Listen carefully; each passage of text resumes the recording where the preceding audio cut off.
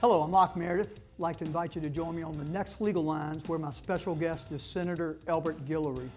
Senator Guillory is now running for congressman for the state of Louisiana in the 4th District. And he's going to tell us why he believes this is a crossroads time in the history of America. The next election is of vital importance, and he's going to tell you why. So join us on the next Legal Lines with Louisiana Senator Elbert Guillory. It's time now for Legal Lines Tips with your host, Locke Meredith.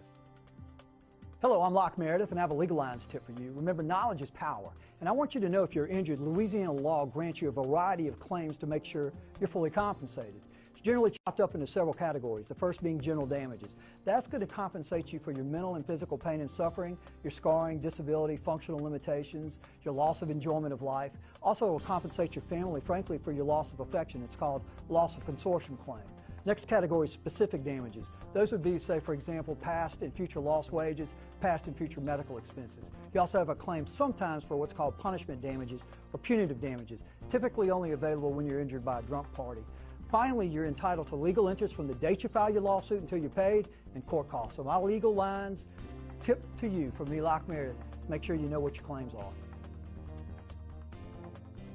This has been Legal Lines Tips with your host, Locke Meredith.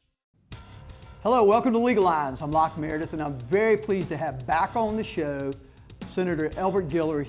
Senator, it's great to have you back. I really appreciate you. Here with you. I appreciate you coming in and kind of updating us on everything. But let's get started. Just let folks know a little bit about yourself, because you have such an interesting history, and frankly, it gives a good foundation for your opinions. Born in Opelousas, Louisiana, graduated from high school there, joined the United States Navy 4 years during the difficult years of Vietnam.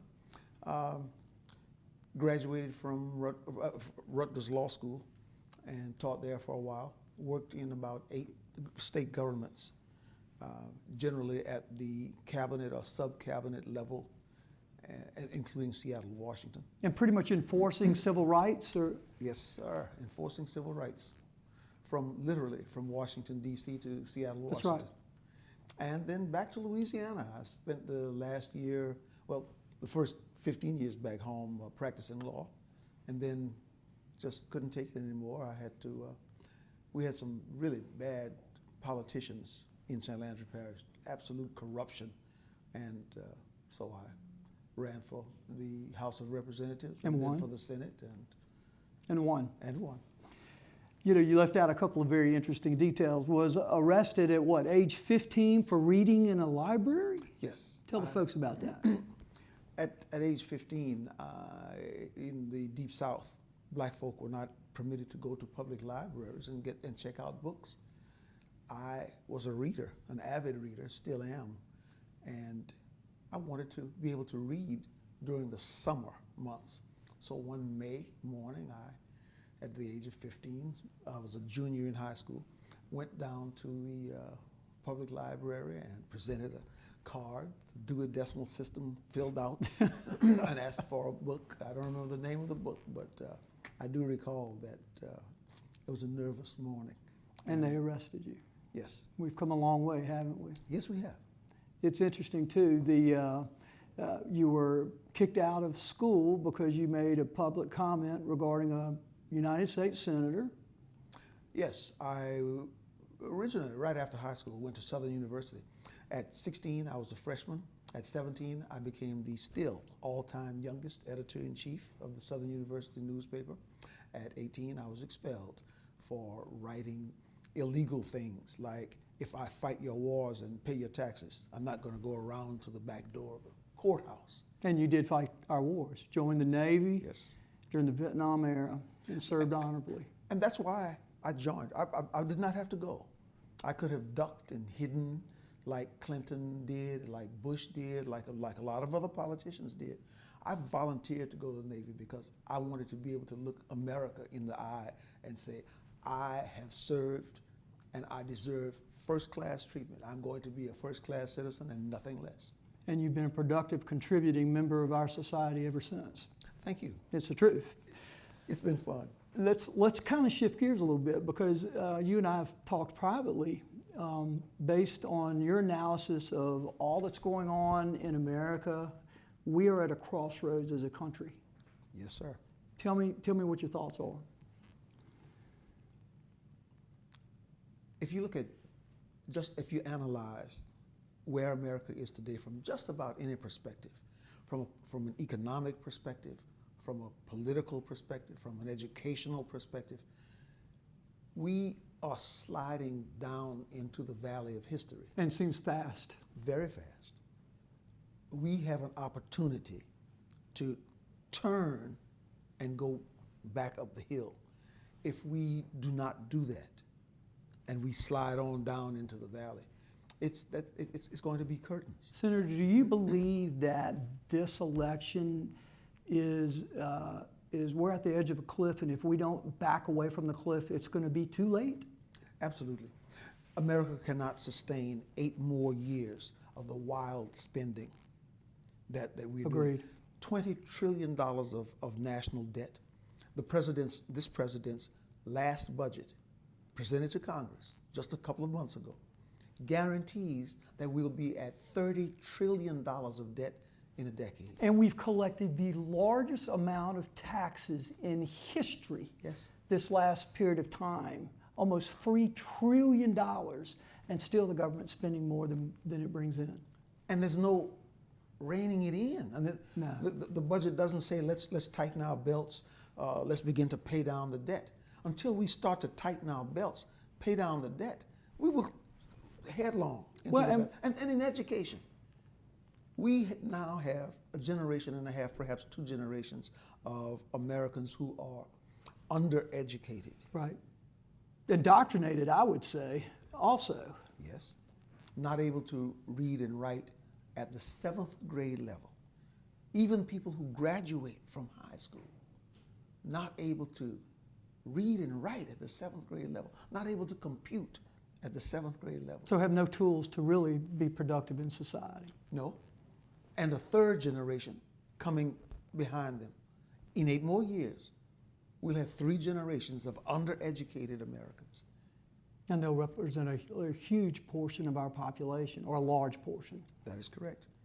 Totally unprepared for the jobs of life, unprepared for the jobs of the future or the jobs of today. Well, and you mentioned from a national security standpoint, just this past week in regards to our debt, Saudi Arabia threatened the United States of America by saying, if you allow your citizens to sue us, if they can prove that we had anything to do with 9/11, we're going to dump our $750 billion of your notes onto the market, and in essence, sink us economically. Yes. Now that's Saudi Arabia.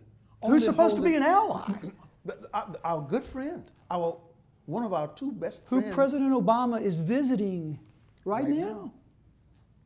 Can you imagine if China, not our best buddy, says that we're going to dump our trillions. That's right. Not 3/4 of a trillion, but our trillions of your paper, treasury notes on the open market. That's absolutely stupid that we have permitted ourselves to be put in this situation. Our present administration inherited a $6 trillion debt. The day that Obama walked into office, Bush had left him a $6 trillion debt. Which is a travesty in and of its own. Yes, it is. Oh, I do not forgive him for that. Right. But to not only double down, but to triple down on the debt that he received is incomprehensible to me. And it leaves us open. ISIS is dangerous, but that's not our greatest threat. The nuclear ambitions of Iran, that's not our greatest threat. Our greatest threat is the economic. Agreed. We'll continue this on the next segment. This is Locke Meredith with Legal Lines, Senator Elbert Guillory. We'll be right back. It's time now for Legal Lines Tips with your host, Locke Meredith. Hello, I'm Locke Meredith with a Legal Lines tip for you. Document your claim. What do I mean? Whenever you present a claim, whether it's for injuries in an automobile collision or for a breach of contract case or a business claim, it all boils down to documentation and evidence. For For example, when you go to trial, basically both sides are presenting their evidence of what they believe to be their case. For example, also, if you're involved in an automobile collision, document the event. Talk to all the parties who are involved. Get their names, address, contact information, insurance info. Talk to the witnesses on the scene. Also get their contact information. Take photographs. With the phones we all have these days, everybody can take a picture and that paints 1,000 words. So document your claim. The Legal Lines tip from me, Locke Meredith, to you is document the claim. This has been Legal Lines Tips. Welcome back to Legal Lines. I'm Locke Meredith. I'm again very pleased to have on the show Senator Elbert Guillory. Elbert, let's dive back in. We were talking about how precarious our nation finds itself, that the elections that are coming up are of, in our view, utmost importance. And it reflects, apparently, the absolute division of our country. Yes, it does. Explain it. At this moment, America is so divided in so many ways. There are racial divisions. And as you know, I've lived for more than 7 decades. And I've lived in the South and grew up under Jim Crow. America is more divided today, racially and class-wise, than it has ever been in my lifetime. Seriously. Yes. And I'm That's so sobering to hear. It almost stuns me. Because you've lived through what I would view as the worst possible times. Certainly your parents, who were sharecroppers, as I recall. But amazing folks in their own right. But for you to make the statement that we are more divided now than we were then is terrifying. If you think it's terrifying for you, I have a grandson.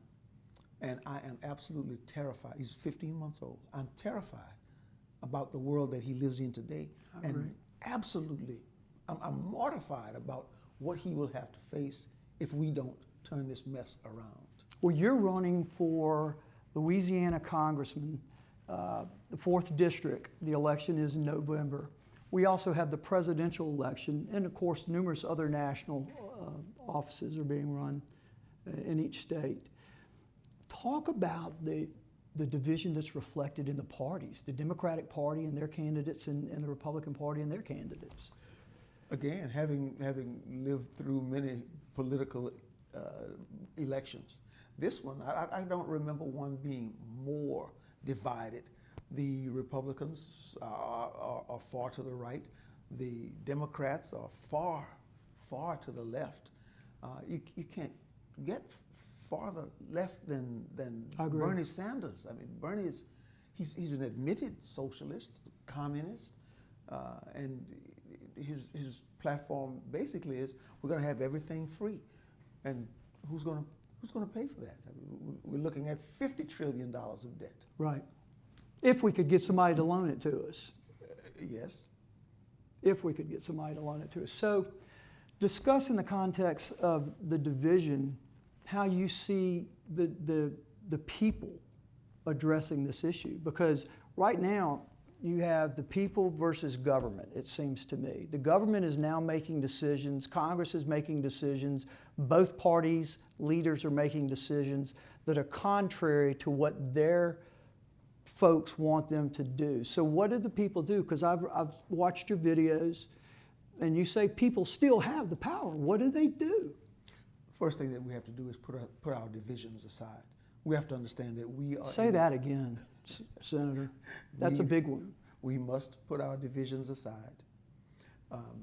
5 generations ago, whatever happened to my grandparents, great-grandparents, it's not something that I can beat you up about today or throw you in prison about today or make you pay some fines about today. You and I are in the same boat. The problems are crisis level or at crisis level for both of us. Right. So we have to put these divisions aside and work together. We better hold hands as tightly as we can. And what we need to do, first put the divisions aside, and second, we need to return to our basic values, the values that got us to this point, the values of prayer, of hard work, of America, the values of life. And did I say God? You did. And you left out of your litany of educational accomplishments, but you attended seminary. I did. I am a Southern Baptist preacher. And so your advice is put away the divisions and come together. So let's hope that occurs. Then what's the next step? If we put the divisions aside, return to those values, we can select a leader who will lead us along those values. Values have been the rock upon which America's greatness was built. That's right. If we return to those rocks and build America's future with a leader who's walking on those rocks and leading us in that direction, we will be fine. I told you when we spoke yesterday that I actually was in Mandeville and I happened to see you lead the Pledge of Allegiance at a political gathering. And the gathering was for United States Senator Ted Cruz running for president. So explain to folks why you're supporting Senator Cruz. Well, I am a Republican. I believe that I'm going to support whichever person the Republican Party chooses. I believe that the values of the Republican Party are the values that we were just talking about, much closer to my heart. They're the values of my community, the values of my church, values of my family. So I'm going to go with the values party. And I think that Cruz is has a great opportunity to do that. I like Mr. Trump a whole lot. I like Mr. Kasich. I don't believe that Mr. Kasich has a statistical chance of pulling this off. I believe that it's going to be Cruz and Trump at the end of the day, and whichever one of those men succeeds, whichever comes out of the party as the standard bearer, I am going to work my fanny off for So him. explain to folks why, because in your political career, for a period of time, although it wasn't much, you were a Democrat, but you were initially Republican, brief period of time, Democrat as I recall, and then Republican again. So explain to me why you do not support Hillary Clinton or Bernie Sanders. I assume, one, because they don't have your values. Well, Bernie is a socialist, communist, and that does not work for America. That's not what got America here. Hillary has a long record, and it's a very bad record. Hillary's decisions in foreign policy, Hillary's decisions on economics have been terrible for America. Hillary and her husband passed some of the most draconian laws in the early 1990s that sent millions of young men to prison for petty, nonviolent crimes. Drug use, for example. A two-time drug user became a felon when the last 3 presidents of the United States have admitted smoking marijuana. Yeah, and President Obama's got pictures, I think, of being pretty high on it. Yes. Of course, Mr. Clinton smoked it, but he didn't inhale, right. he said. All right, we'll continue this on the next segment. This is Locke Meredith Legal Lines. My special guest, Senator Guillory. We'll be right back. It's time now for Legal Lines Tips with your host, Locke Meredith. Hello, I'm Locke Meredith, and I have a Legal Lines tip for you. Remember, knowledge is power. And I want you to know if you're injured and you have lost wages because of that injury, Louisiana law gives you a claim for that loss. Typically, it's going to require medical evidence from a medical doctor stating because of your injuries, you can't work. It's a pretty simple claim. If you had a job before the injury, doc says you can't work from the date of the accident, and 3 months later he says you can work, you can figure out what you've lost in wages. Circumstances occur, however, when the injury results in permanent physical and functional limitations. Now you can't do the job, according to the doctor, that you could do before the accident. So the question becomes, is there any work you can do, and what is the difference in wages? But the court doesn't just look at what you earned in the past, it also looks at your earning capacity. That is your ability to earn wages in the future, promotions, additional education. So my Legal Lines tip from me, Locke Meredith, to you is make sure you know your rights when you're presenting that lost wage claim. This has been Legal Lines Tips. Welcome back to Legal Lines. I'm Locke Meredith. Again, very pleased to have back on the show Louisiana Senator Elbert Guillory. Elbert, let's dive right back in. You were talking about the fact that in the 90s, President Clinton and I believe Hillary was helping prosecute the case, so to speak, to have these criminal laws passed that mandated minimum sentences to folks who committed nonviolent crimes. Yes. Explain to folks why that is of such concern to you. Well, what it did was to incarcerate a humongous number of young men. The cost has been fantastic. I mean, just unbelievable across for every state and for the federal government to warehouse these young men. But worse than that, they've taken so many potential husbands out of the community. They've taken sons who could have assisted their parents out of the community. And they've taken them away from schools and put them in prisons. Prisons traditionally have been crime schools. So you take a kid who's 7th grade dropout, he's kind of trying to find himself, smoking some marijuana on a corner. He winds up in some jail or prison. When he comes out, he still has only a 7th grade education. He still has a great desire to participate in the drug world, and he has no skill to advance himself and his family. And like you said, been exposed to not such great role models whose only maybe skills were being criminals. That's correct. And violent criminals, some. Some of them. He came in as a marijuana smoker, and now he knows how to do burglaries and steal cars, how to rob banks. He has learned from some of the most hardened criminals.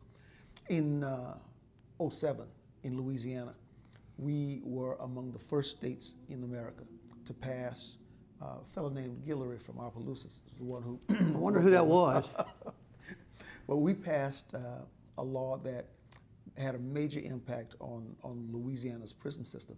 So we have been making education available, GEDs, high school diplomas, college courses. The most important part of it is then we've been making trades available, trades people can get in our prison system. Work release stuff I've read about. Yes. And her judge's praise. After you get a certificate in some trade, then you get a job. Last year, that we take you to work and you come back. By the time you're released, you have a skill, you have a year of experience, you have money in your pocket, and you have no reason whatsoever to return to prison. And the recidivism rate's far. And let's kind of dive into this a little bit more. But, you know, as the systems exist today, except with seemingly changes occurring now, it was strictly put them in jail to punish them. It was not to provide any kind of treatment facility or rehab programs, because from every law enforcement person I've spoken to, including both today, 99% of the folks who are committing crimes are a slave to booze or drugs. Yes. And so they go into the prison system and they're not in any way helped to get out of that. It doesn't change that behavior as you've indicated. And then they learn the bad skills. So we're looking, and it sounds like your law actually is now providing an alternative, which I have actually heard judges praise. So clearly that's a step in the right direction. What else can we do? If we just continue following that course, we'll do extremely well in the incarceration area. There's Save two kinds of millions folks. and millions and millions of dollars too. Oh yes. Because recidivism rate, folks have heard today, can be as high as 70 or 80%. 7 or 8 guys out of 10 are coming back to prison within the next couple of years. Not only do you save that money, you make the community so much safer. That's right. By not having this guy back there committing crime. Because the folks that go through the programs like you have encouraged to take place, the recidivism rate is down to maybe 1 or 2 Yes. out of the 10. Very, it's very minuscule. low. Yes, yes it is. So it costs less. It's 40 or 50 grand a year to take care of prisoners. It might be maybe maximum 4 or 5 grand to do the work release stuff and monitoring and such. So you reduce that expense, they become productive citizens, they become family men and role models. Absolutely. Ultimately, we're going to have 2 kinds of prisons.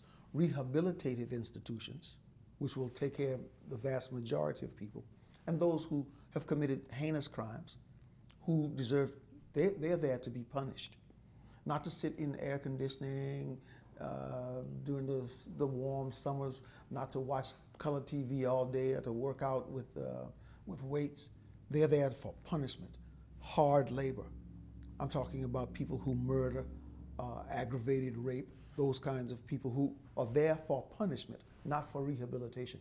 Small percentage of people, but we can have those small, high security prisons and not put any of these other people in there. Right. The two very distinct kinds of institutions.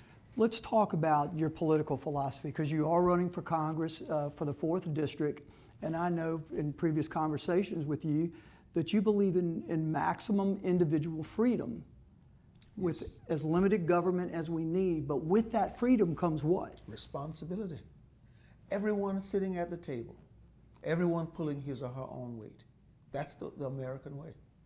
And the truth is, it's so fascinating to have somebody who was there in the beginning in the civil rights movement, prosecuting civil rights cases on behalf of folks who were not being treated fairly under the Constitution. And you and I have had this discussion where big government is involved, whether it was through the welfare programs, instead of giving them a bridge to help them out, it became a life, or the prison system. It has destroyed the black man and the family and the culture in so many different areas. In the 1940s, our illegitimate rate, the rate of black children who were black babies born out of wedlock, was less than 20%. Today, it's more than 75%, more than 3/4. And the statistics are clear. Right. If you're not born to a mom and dad, your chances of succeeding in life diminish radically. So we need to return to those values that made us all great, that made America great. And part of that is being married when you have some babies. I know also that you have a YouTube channel that has literally been viewed by millions of people. You have hundreds of thousands of likes, shares into the tens of thousands. Your message is getting out. How do folks view those YouTubes and get in touch with you? ElbertGuillory.com or YouTube. And then you've got a Facebook. We'll make sure those Facebook. banners are on. Senator, great to see you again and have you back on the show. It's my pleasure. Thank you. This is Locke Meredith with Legal Lines, my very special guest, Senator Elbert Guillory. Thank you for being with us.